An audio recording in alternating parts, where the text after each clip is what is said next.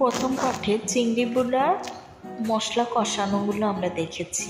এবার মশলাগুলো আস্তে আস্তে কষিয়ে যখন আসবে, মশলাগুলোর মধ্যে চিংড়ি মাছগুলো আস্তে আস্তে ছেড়ে দেব।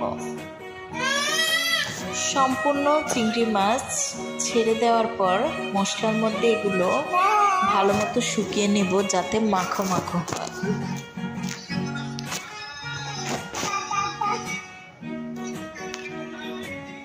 শুকানোর পরে চুলোর আঁচ মাঝারি আঁচে থাকবে, যাতে করে ভিতরে স্বাদ মতো লবণ মশলাগুলো মাছের ভিতরে ঢুকে যায়। এইভাবে 5 থেকে 6 মিনিট আমাদের চিংড়ি বোনা হতে সময় লাগবে।